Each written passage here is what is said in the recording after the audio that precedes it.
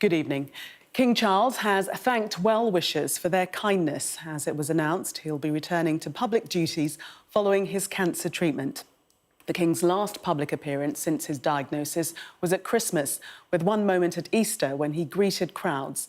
And today, a picture of His Majesty and Queen Camilla, along with a statement from the palace that they'll be back next week. Sky's royal correspondent Laura Bundock reports. It's been a difficult year for the King, but today from the palace, a more positive picture, a personal moment with the Queen celebrating 19 years of marriage. This new image shared with news the King can return to public work. We had a hint at Easter when the King met the crowds in Windsor, his first public outing since news of his cancer diagnosis. The moment clearly meant a lot. Happy Easter, Your Majesty. Keep going strong.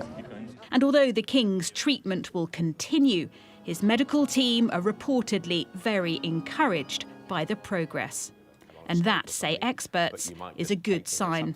When you're having cancer treatment, I think there's three ways in which doctors can normally assess how well that treatment's going: how the patient is feeling, blood tests and scans.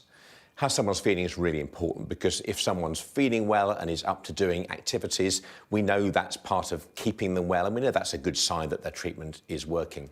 Christmas Day was the King's last public appearance before his diagnosis, discovered by doctors after a hospital prostate procedure. As his treatment started, his public work stopped. Good evening, Your Majesty. But behind the scenes, the King keen to be seen, continuing official business. Senior royals have stepped up to support the King, but with the Princess of Wales also undergoing cancer treatment, it's been a period of unprecedented uncertainty. The 50% role of his task as sovereign is to be out and about and playing his part in national life. And that being prevented to him has been aggravating. And I think that for him, his reign has had such a false start because cancer got in the way. It won't be a full return to work and engagements will be adapted, but the King will host a state visit from the Emperor of Japan. As for big events like Trooping the Colour and overseas trips, nothing's confirmed. The official line from the palace is the King is greatly encouraged by this news. But speak to his team and they will tell you he is over the moon, chomping at the bit to get back to work. But there is a delicate balance. This is, of course, good news, but we are reminded it is not yet the all clear. The King's return to work has a personal poignancy.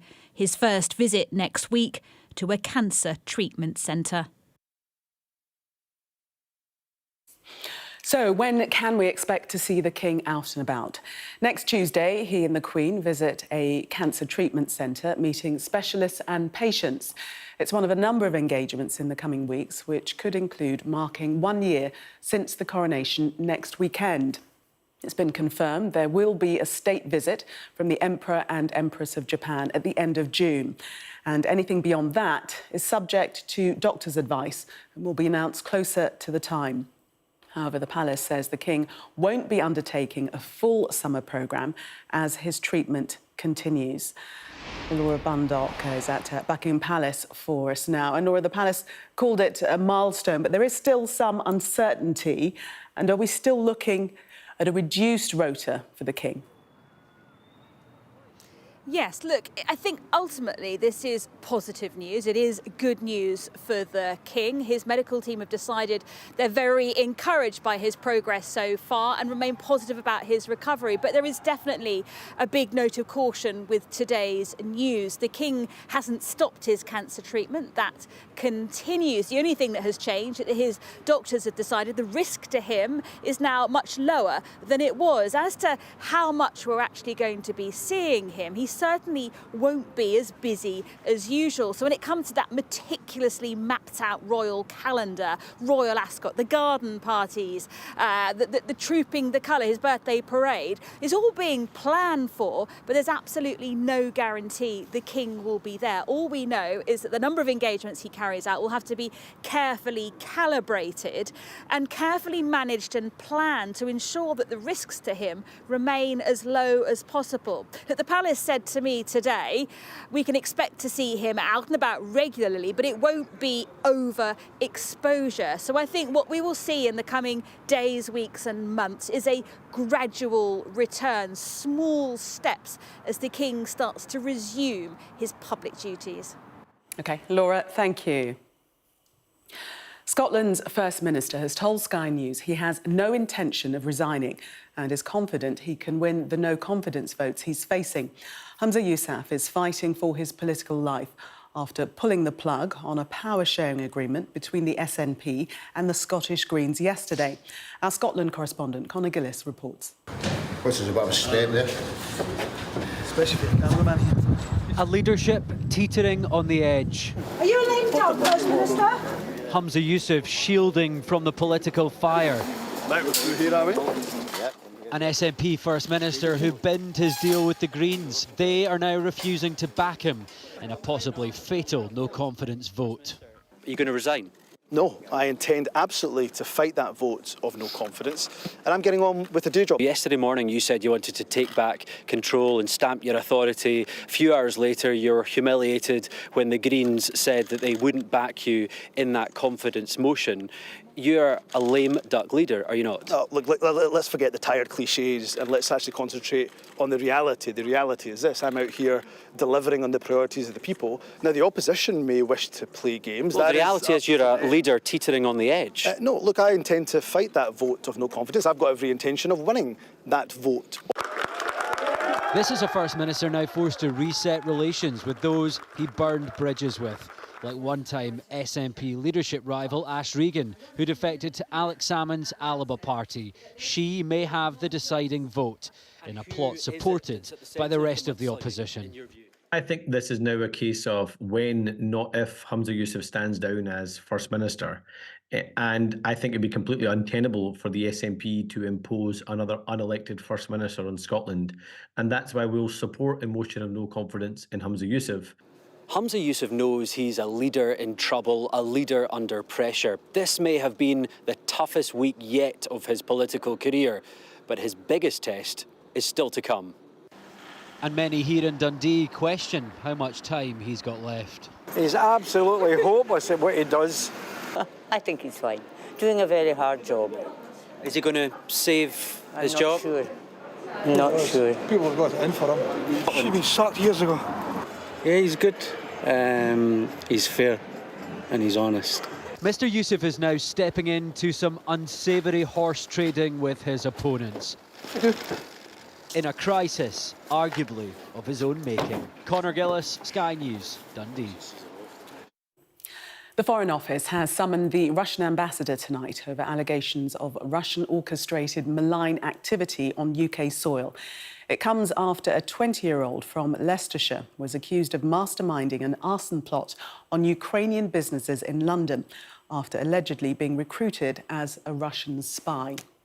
Well, our correspondent, Molly Malone, is here with me now to explain a little bit more about this story. I mean, what's been the build-up to what we've seen this evening? Yeah, so this relates back to a fire on an industrial site in Leighton in East London at the end of last month. Crucially, it's a site with links to Ukraine, a Ukrainian business. And investigators, according to investigators, a 20-year-old man from Leicestershire was at the heart of this alleged arson plot. Now, Dylan Earl from Leicester faces numerous charges, but he's accused of carrying out fraudulent activity, research and reconnaissance of targets and trying to recruit others to help a foreign intelligence service, that foreign intelligence service being Russia. Now, significantly, this is the first time a charge has been made under new legislation passed last year in 2023, the National Security Act, and that was introduced, say, the government because of this rising threat of increasing hostile activity from states targeting the UK. Now, as you say, the Russian ambassador was summoned to the Foreign Office today. That's not highly unusual given recent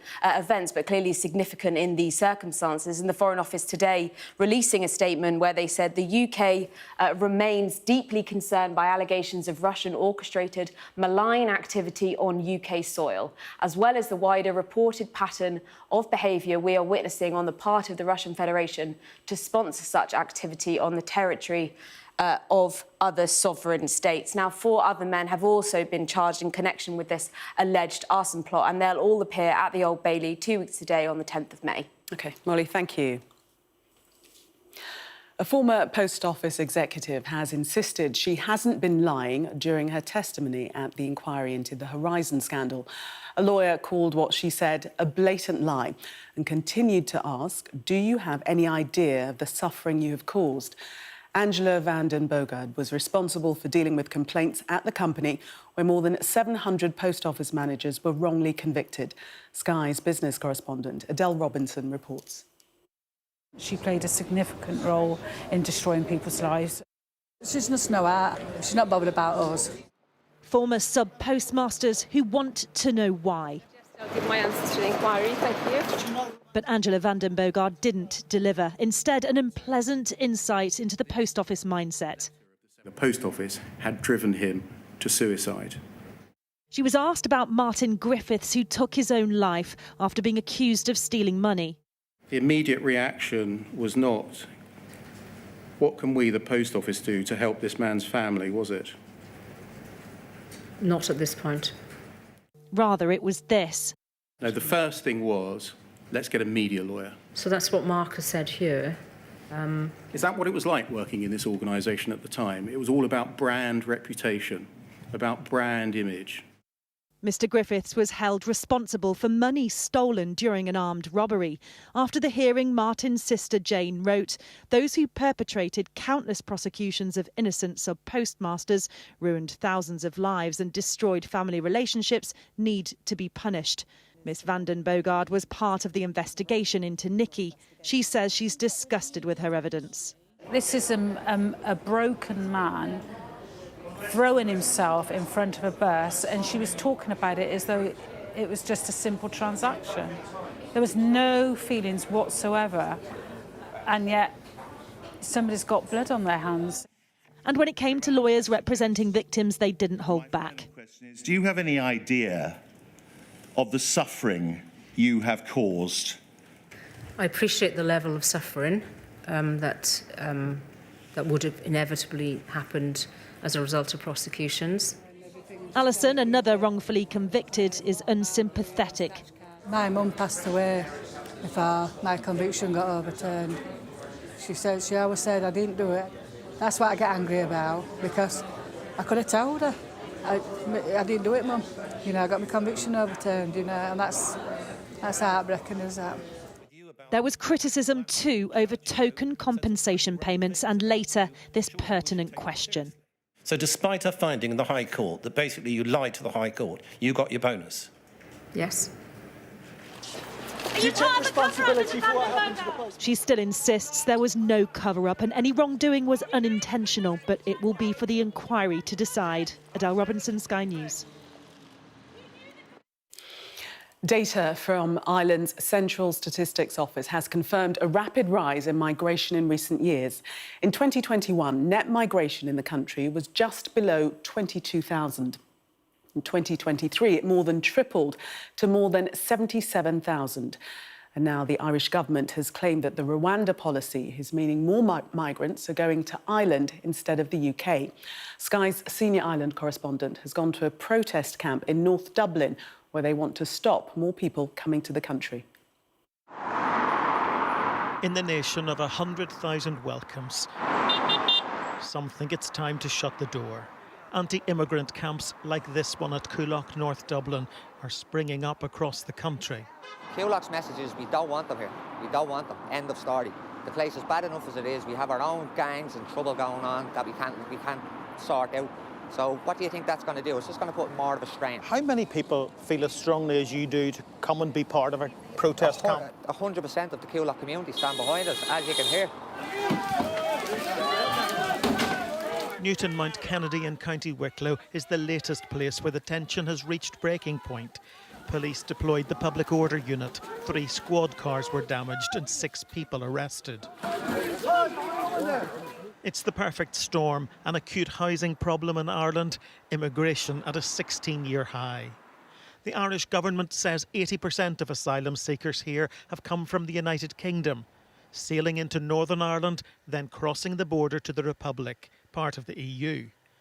And the threat of deportation to Rwanda is partly responsible, according to Ireland's foreign minister. But clearly we've had an increase in the numbers coming UK to Northern Ireland and into the Republic.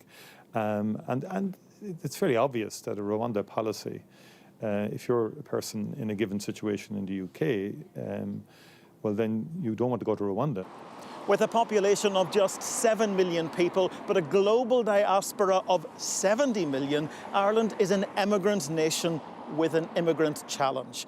The government now struggling to cope with an influx of people. Protests are gaining momentum. The community turned out in force for this one last month. And the government's finally talking about a new system, an attempt to rein in disquiet. And what do you say to people who would look at a protest like this and say it's about racism? What would you say to those people? If it was about racism, we'd be out protesting since 2002 when we joined the EU. It's not about racism. It's about the strain that's going to put on the community and the local amenities around the place. That's all it's about, concerned parents. When the number arriving doubles in the space of a year, the welcome isn't as warm. David Blevins, Sky News in Dublin. Well, the boats are still attempting to cross the channel to reach UK shores. And this week, 5 people died on an overloaded dinghy. Today, 2 22-year-old men have been charged with immigration offences as part of an investigation into the deaths. Sky News has spoken exclusively to an 18-year-old woman from Kurdistan who was on the boat and described the chaos as people boarded carrying weapons. Our Europe correspondent Adam Parsons has this report. For an 18-year-old, Haven has seen more than any parent would wish for their child. She spent 7 months travelling across Europe on her own, determined to reach Britain. She's tried 30 times already, but her latest attempt nearly cost her her life. Haven filmed this video as she was rescued by French police on Tuesday. The dinghy she was on was hijacked by another group. There were violent clashes, and in the chaos, 5 passengers died. We waded into the sea with the water up to our legs. I fell and was helped up. Then everyone climbed aboard. There were too many people, more than 110 of us. I sat on the edge of the boat and didn't go towards the other end. That's where people were fighting, and people were getting stepped on, dying and thrown off. I thank God that I didn't get into the top part of the dinghy. I would have suffocated.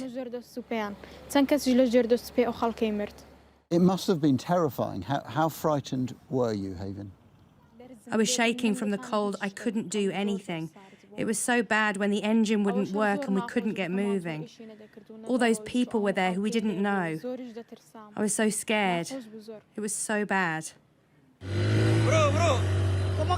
She told us the people who stormed onto their boat were armed with sticks and knives, which they used to take control of the vessel.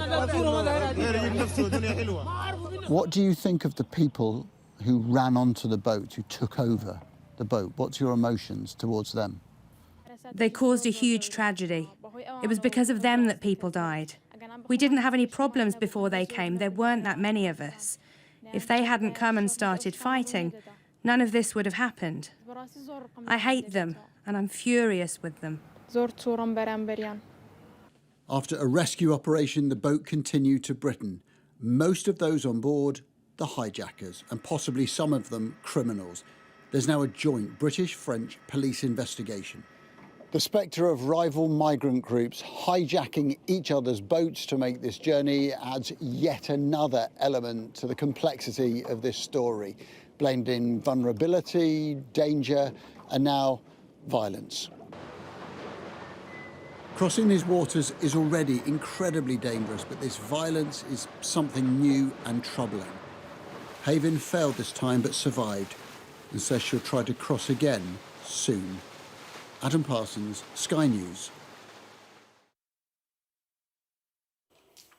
A baby who was rescued from her mother's womb in Gaza at the weekend has died today. The family's home was hit by an airstrike in the southern city of Rafah, where Israeli airstrikes have been stepped up in the last week. Ahead of an expected full offensive, they've also been massing armoured vehicles at the nearby Kerem Shalom border crossing. But there are still hopes of negotiations, with Egypt saying they're sending a high-level delegation to Israel. A warning, this report from our Middle East correspondent, Alistair Bunkle, has video of the baby who died being buried and while she was in hospital.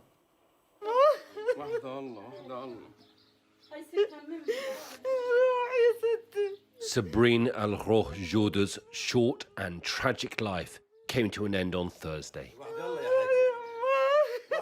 She was 5 days old.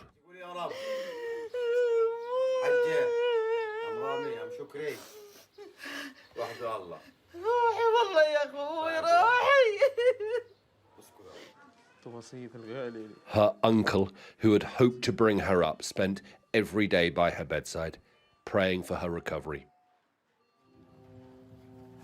Instead, he buried her. Next to her father, who was killed in the airstrike that hit their home on Saturday night.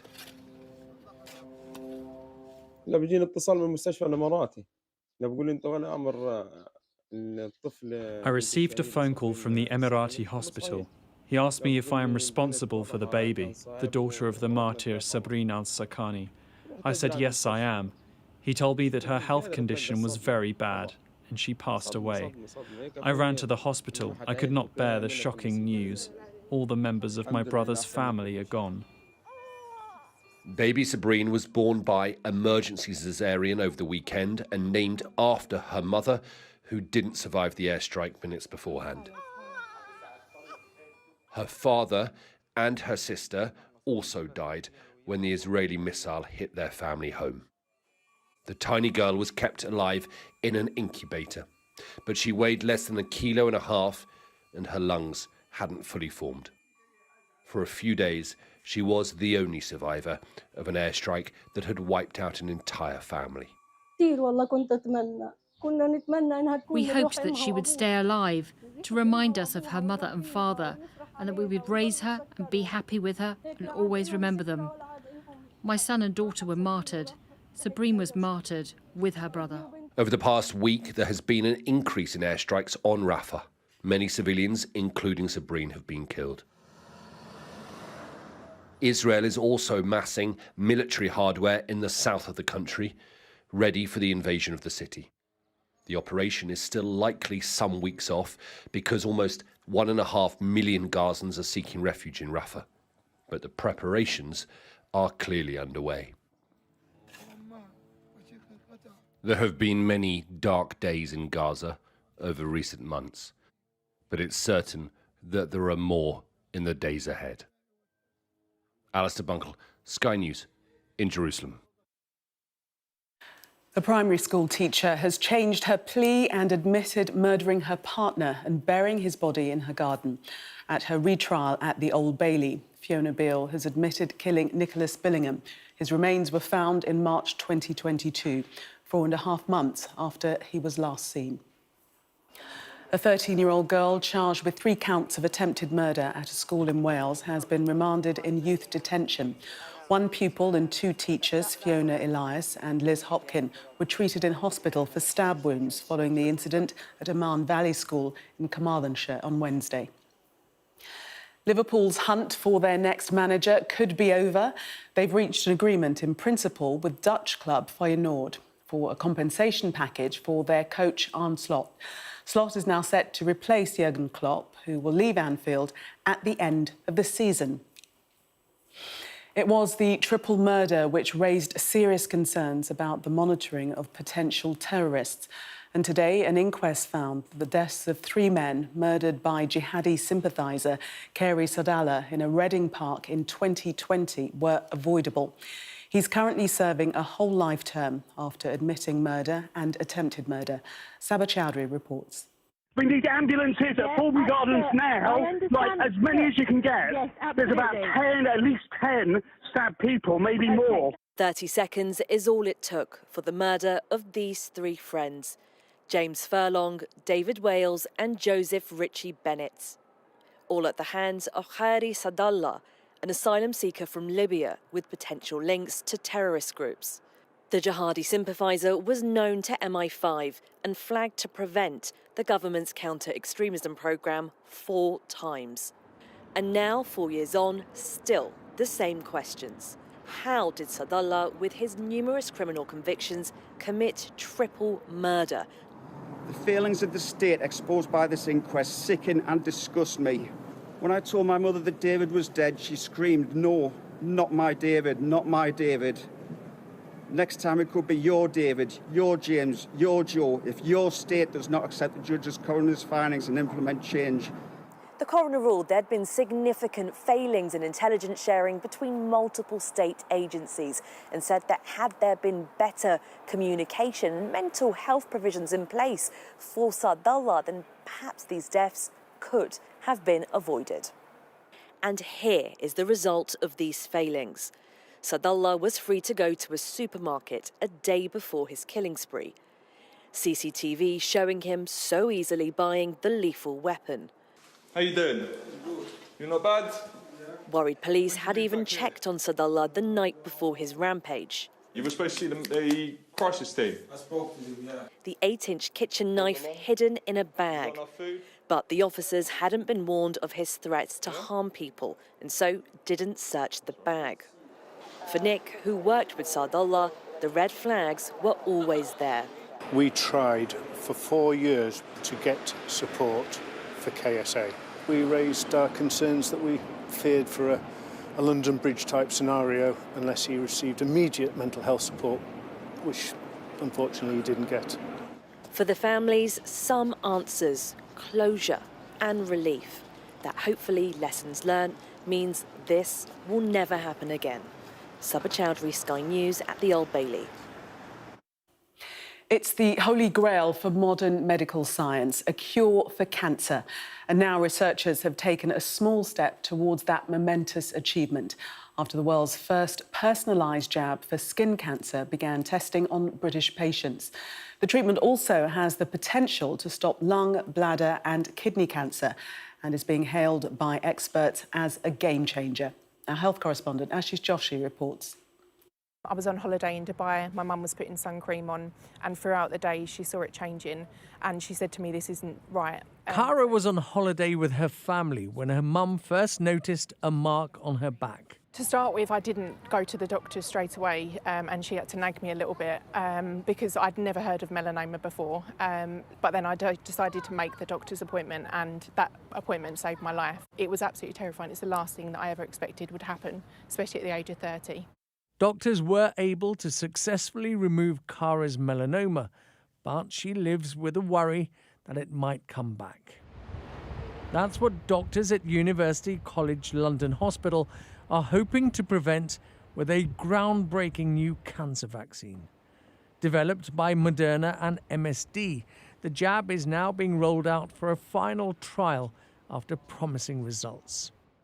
Steve Young is one of the first patients on this trial. He says he had a massive shock when a small bump on his head turned out to be melanoma.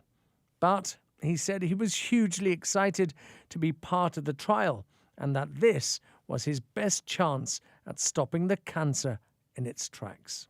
I think this whole area of immunotherapy for cancer is probably one of the most exciting developments in modern cancer therapy. It comes after many, many years of fundamental research into how the body's immune system is regulated and how cancer tries to evade and escape immune recognition.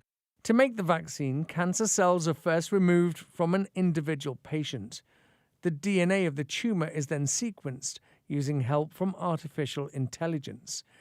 Then this is used to create a personalised jab for the individual patient, which, when injected, triggers the immune system to fight the patient's specific type of cancer. Melanoma is the 5th most common cancer in the UK, with nearly 16,000 cases reported in 2021. Researchers here at the UCLH hope that this treatment will help people to get rid of their cancer for good and, in the future, expand its use to tackle bladder, lung and kidney cancers.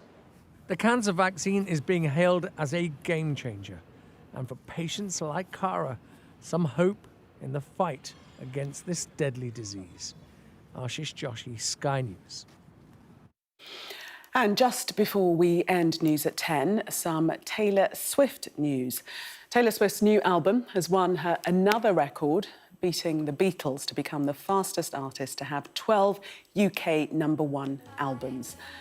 The Tortured Poets Department album has also outsold the rest of the top 10 albums combined and become Spotify's most streamed in a week, surpassing 1 billion streams. Swifties will be pleased. That was Sky News at 10. Coming up, we'll take a first look at tomorrow's newspapers in the press preview. Tonight, we're joined by Henry Hill, Deputy Editor of Conservative Home, and Guardian columnist Zoe Williams. Amongst the stories we'll be discussing, this on the front of the Telegraph, its headline, "The Return of the King." We'll be right back. Do stay with us.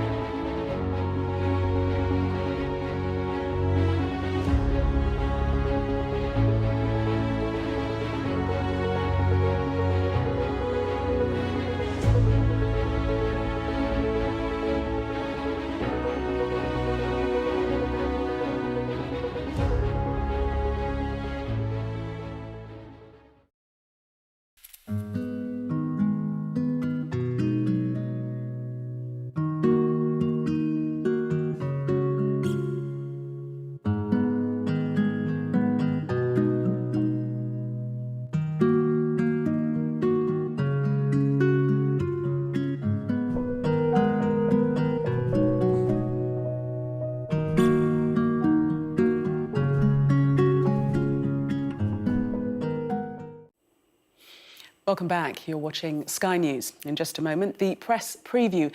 A first look at what's on the front pages as they arrive. But first, our top stories.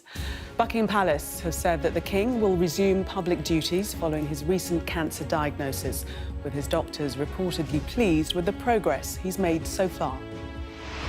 Scottish First Minister Humza Yousaf has said he's not going to quit, despite facing motions of no confidence in the Scottish Parliament next week. And a British man has been accused of plotting an arson attack on Ukrainian businesses in London after allegedly being recruited as a Russian spy.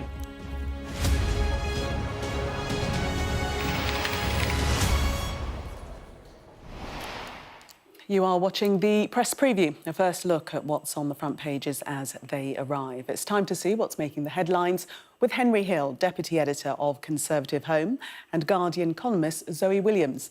They'll be with us from now until just before midnight. So let's see what's on some of those front pages for you now. Well, the Palace update on the King's cancer treatment and his plans to return to public duties is on the front of the Daily Mail.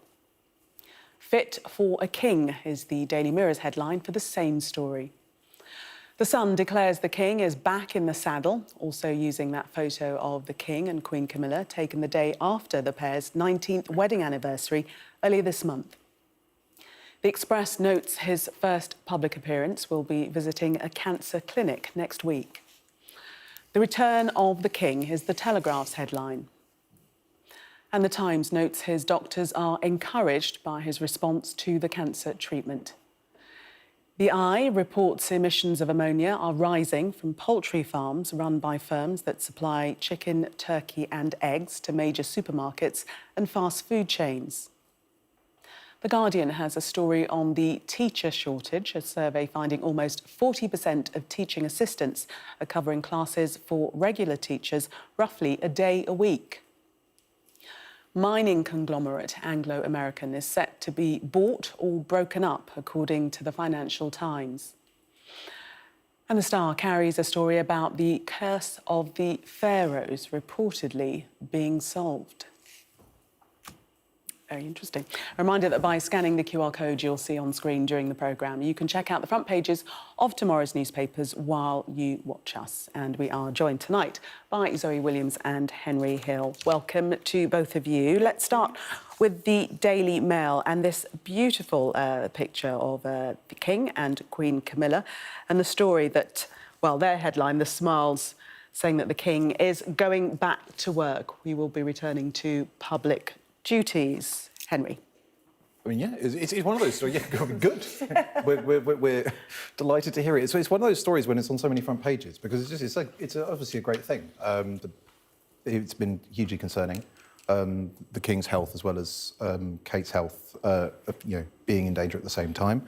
And I think his absence has been felt. The royal family do an awful lot of work supporting a huge number of charitable causes, and the absence of so many senior royals from the front lines will obviously won't have affected the day-to-day running of the country very much, but there will be an awful lot of engagements that they had to miss or push back, and those people will have felt it. So I'm delighted to see him back on his feet. Obviously, his cancer, he hasn't got the all clear yet. No. He's still being treated, but it's clearly at least manageable, and that's excellent news, and I wish him the best. Yes, and Zoe, his doctors clearing him to resume public duties, obviously, but as Henry says, he will still be undergoing treatment. I mean, it's very interesting, isn't it? Because the Daily Mail did get right to the core of what was good about that picture, which is how happy Camilla looks, whereas both the Sun and the Mirror go with this really, really tortured wordplay. Look at that, fit for a king. Like, in order to make that work, describing that photo, you have to read it fit for a king, which doesn't make any sense at all. And then the Sun goes with back in the saddle, which again doesn't make any sense at all. I think it's interesting, the release of information by the palace, because they were very careful to always be honest, but they were very careful not to be completely open. You know, they never said what kind of cancer it was. They never said whereabouts in his treatment he was. And I think actually that led people to kind of slightly catastrophizing scenarios. which makes me think actually it was a smarter play than it looked at the time to be plain but not expansive, because it's given everybody this lift. Everybody's like, oh, I thought it was worse than that. It's obviously better than we thought. That's, I think, why all the papers united in being really thrilled about it. OK, let us move on to, well, the Telegraph is the same picture there. It's on very many front pages, the return of the King. I wonder, Henry, whether you think that it was the right move by the palace not to give further detail as to what type of cancer the King is suffering from. I do. I mean, first of all, I think that even the royal family are entitled to some level of privacy as human beings like anyone else. And there's a really irritating stream of coverage, not coverage, but of criticism of the royal family, which is basically, well, you haven't given me information, and so now I'm speculating, and that's bad. If you want to stop me speculating, then you should tell me everything that I want to know. But I think I also agree with Zoe. It does appear to have been very adept press management. Of course, we don't know. It might have been that it really was serious, and he's simply been very lucky or very well treated. We don't know. But yeah, I don't think the palace obviously should be honest, should never lie to the country about the health of the royal family, but it's not under obligation to give every gory detail for the same reason that if you or I were being treated, we would have the right to control how much information we gave to the public. And Zoe noted that the King and Queen Camilla, their first engagement will be a visit to a cancer centre on Tuesday. Yeah, I mean, I think he was very moved by the kind of national response to it. Do you remember 3 or 4 weeks ago when everybody had written to him and he had all those get well soon cards, and he was really, it absolutely had a tsunami of them. There were so many, and they were often very heartfelt. And quite kind of, you know, a lot of kind of gentle humour. And I think, I don't know, I mean, I think he's genuinely, obviously, as king, one assumes that one's subjects care for one, but you wouldn't necessarily know it until they say it. Yeah. So I think it may have kind of, I don't know, maybe made him feel a little bit more kind of connected. Yeah. I mean, it's said that he was very touched by the volume of mail and communications that he received from well-wishers. Yeah, and I think it's also a reminder of, obviously people can have different views on whether or not we have a monarchy, but I think one of the virtues of it is that kind of mass point of connection with somebody who isn't political. You know, maybe in his younger days he strayed a bit close to the edge at times as Prince of Wales, but no, but you've got this family at the head of the nation, and so they have their trials and they have their triumphs, and you have weddings and funerals, and it's a very kind of organic process and rhythm to the top of national life. And it does mean that you can have this relationship with the king where you feel for him and you want to write to him, that with the best will in the world, no one has with a politician, right? Like even the best politicians don't get that kind of response. So I think it's been a reminder of, I think, one of the virtues of having a constitutional monarchy is the reaction that the king got from the public. I don't know. I mean, I don't want to hex him, but I bet you if one of the old school politicians, like if John Major or Gordon Brown was ill, I bet you they would get a huge amount of... Like, I mean, I wouldn't put it past myself to write a get well soon card to John Major, and I'm not on your team. It's just... That's an amazing admission.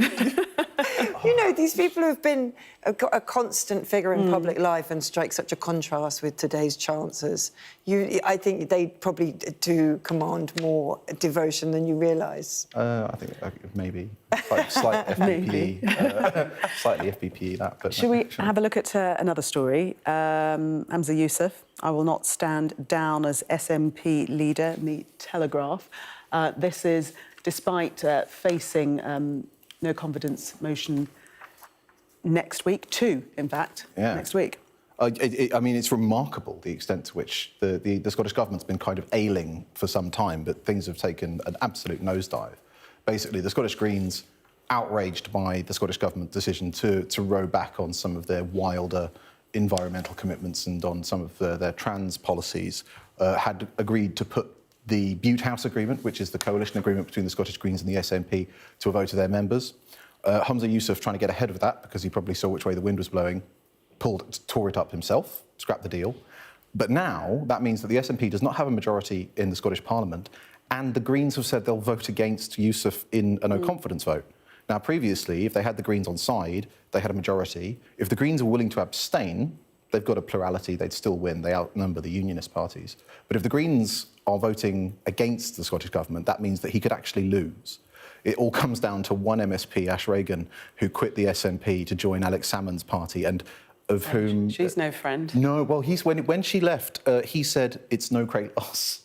And his future is now in her hands. So it's absolutely fascinating. If he does lose, Scottish Parliament will have 28 days to select a new First Minister, or there will be a Scottish election on top of all the other news. Zoe, do you think he's hugely miscalculated? I don't know that it's a kind of miscalculation so much as an absolute, what's it called when everything goes wrong at once? I think a storm? A storm, a perfect storm. No, I mean, I don't think... You know, did he miscalculate by rowing back from the Green policies? It was obvious that it was going to capsize the agreement. I'm not sure it was obvious that he would get quite such immediate and kind of really vivid opposition from the Greens. The minute they left that partnership, they would be immediately on his case. And ejected from the partnership. They didn't leave of their own volition. No, they were ejected from the partnership, but they were, you know, he made it impossible. Even if they hadn't been ejected, he would have made it impossible by just rowing back on the promises, because it's pointless being a Green Party if you're going to stand. It's not like being a Lib Dem and allowing tuition fees. It's like being a Green Party and not maintaining... In his defence, the policies were undeliverable. Well, they'd set 2030 targets with no roadmap for hitting them, and then there was a plan to shut, I think, 10% of Scotland's waters to all human activity, including swimming. The thing is, Henry, as charming as you are, your version of realistic and the Greens' version of realistic are based on fundamentally different parameters of what's important. You know, everything's realistic if you make it a priority. But they didn't do any actual policy for it. We're going to have to leave it there with that Zoe calling you charming. There we go. You didn't take that compliment. No, did you hear of course I did. Oh, you did. OK, thank you both for the moment. Coming up, this story on the front of The Guardian about a teacher shortage in schools. More on that and other stories coming up. Do stay with us.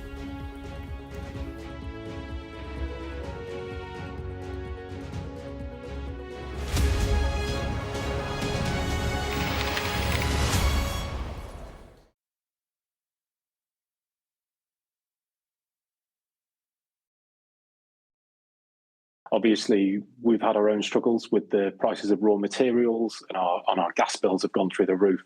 They've tripled in size. But this year, for the first time, we've been dealing with Chinese imports of sticks of rock. We've always had to deal with Chinese imports of other types of confectionery, but the stick of rock, we think, was a bit of a red line for us because of the cultural heritage that it has for everyone in Britain and the UK. So we thought, rather than just sit back and do nothing, with the amount of companies that have closed over the last few years and that will this year, we thought we'd try to do whatever we could to raise awareness. Rock in itself has been going for over 120 years. There's conflicting stories as to who exactly it was that invented it, but it is, like you say, it's a part of our national identity. It's our cultural heritage. Everyone knows about Blackpool Rock or Brighton Rock, Scarborough Rock, Eastbourne, wherever it is around the country. 99% of that is actually made in one of these 10 factories. So it's not just Blackpool Rock that's at risk, it's rock up and down the UK. So, we're asking for protection of the name Rock Stick, so that people have the confidence to know that what they are buying when they go on holiday was made in the UK. I've read somewhere that there's more heart surgeons than there are people that can letter a stick of rock. So our factory has 3 of them. I'm one. The photo that you showed before with the stick of rock that said Blackpool through it, I did. My dad's another one in the factory. We have another member of staff, Carl. He can do it. It's a really, really rare skill. That's the one. It takes about 5 years to be able to master. You're dealing with really hot pieces of toffee that are really unpredictable. You have to know what you're doing. They can't be too hot, can't be too cold. You can't do it too quickly, too slowly. Obviously, you have to put them together in the right order when you can't read them themselves. So it's very easy to get wrong. It's a very hard skill, and that's something that the Chinese rock doesn't have. They're not able to do it. It's a British skill. The biggest thing that people could do for us is when they do buy a stick of rock, please check the label or ask whether or not it was brought in from China or whether it's been made here in the UK.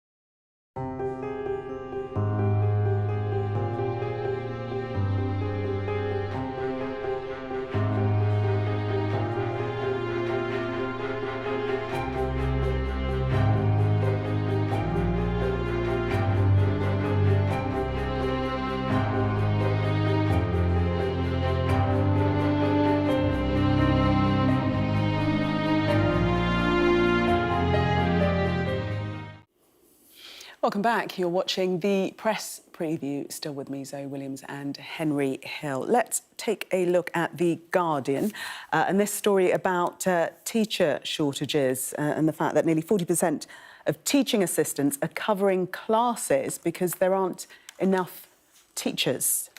Zoe, take us into this first. I mean, it's so outrageous because teaching assistants are very ill paid, right? They're on £14,000 a year, and which is really low, even compared to the average wage. They're not. It's absolutely crucifying, that life, especially when teachers go on strike, actually, because teaching assistants aren't paid for the strike, but they can't work, so they don't get paid at all. And the idea that they're also teaching classes while not getting paid any extra and not getting any kind of career development or training is really unfair on them, really unfair on kids, and really unfair on the teachers who really aren't, they're not, but they're basically running on skeletal staff because teachers are burnt out and they're having a recruitment crisis, and it's being patched over by the use of TAs. But really, from a parent/kids point of view, what I would quibble with is that this constitutes teaching. It's like if you talk to your kids and they've had a TA teach them instead of a teacher, they're really just handing out a worksheet and or sticking them in front of a video. There's a reason why teachers are qualified, and that's because teaching is really hard, and you actually can't do it when you're not qualified. So I'm kind of slightly suspicious of the framing of this. I don't think it should be called teaching by unqualified teachers. I think it should be called minding while you wait for a teacher. And I think then parents might get a sense of the crisis which is besetting so many schools. Another aspect of this, Henry, is that the teaching assistants, many of them, they are there to help the 1.5 million children with special needs. So they're left to struggle because they don't have that extra help. Yeah, exactly. It's a problem that's really playing out in other parts of the public sector as well, like the NHS, where you've got a looming battle over physician associates, which is where basically, over the past few years, we've tried to find ways of bringing people in to do sort of some of the labour for as little money as possible, like teaching assistants. And then as the crisis has got worse and worse, they end up being asked to do more stuff than they are qualified for. Now, I quibble with Zoe slightly. Some of them might be capable of leading a lesson, I don't know, because you can, in the private school sector, teach without being a qualified teacher in the traditional sense, but they are not meant to be teaching, for sure. And they're not paid for it, they're not remunerated properly for it, and yet, obviously, they step up when they have to, because otherwise there's no one to take that class. And this is a problem that is not just confined to schools, it's not going away, and I think it's going to be a real challenge for the incoming government, whichever party it is. What are you going to do about this? Like, where do you find the money? All the government budgets are already stretched. How do you find the money to solve this problem? OK, Henry and Zoe, we must leave it there. Much more in the next hour. Thank you very much for the moment. Let's take a look at the weather for you now. It'll become more unsettled from the south over the weekend, but temperatures will return to near average by next week.